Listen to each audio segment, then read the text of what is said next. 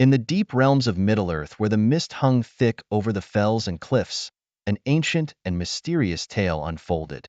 Our story begins in the hidden valley of Rivendell, where Elrond cradled a piece of ancient parchment in his hands.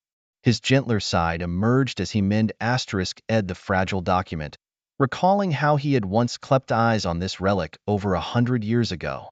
Meanwhile, in the shadows of the misty mountains, a cunning band of dwarves, led by the courageous Dwalin, were on a treacherous journey to recover a hoard of ancestral treasures.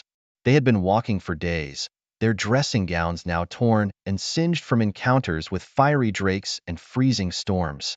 One evening, as they stowed their supplies clean off the ground to avoid the creeping dampness, they decided to take a rest. The wind howled like moaning spirits, adding to their flustered state. The dwarf smith named Bofur was known for his blunt manner, but had a heart of gold.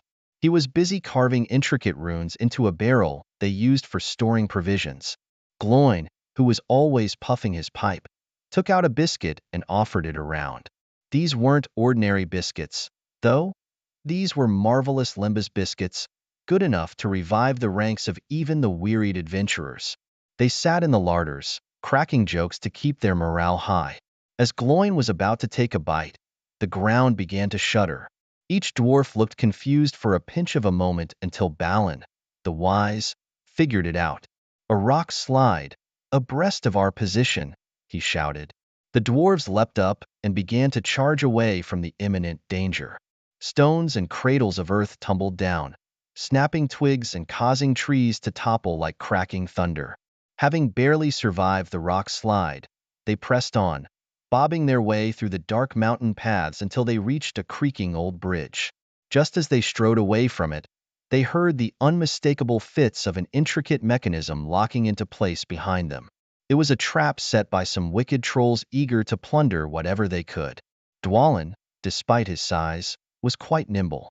He crept forward, blade in hand, using his keen dwarven instincts to avoid the booby traps until he was close enough to handle the situation. With a swift snap, he disarmed the mechanism, but not before singeing his beard on a cracking spark. "That wasn't in the plan," he muttered with a shudder, patting out the ember. All this commotion gained the attention of a porter nearby, a lone man who had been stranded by the pass.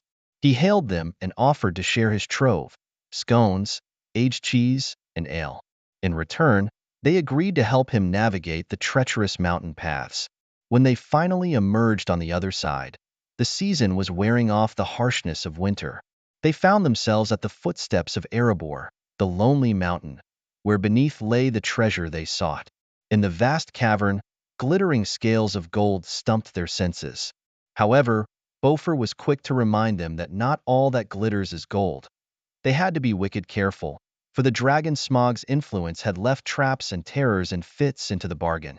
With the hoard now partly recovered, each dwarf strode away from the cavern, hearts filled with relief and anticipation.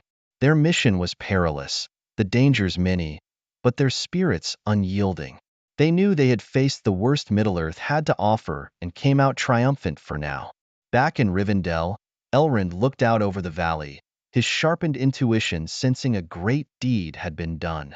The parchment he held crinkled softly in the breeze, whispering tales of bravery and camaraderie.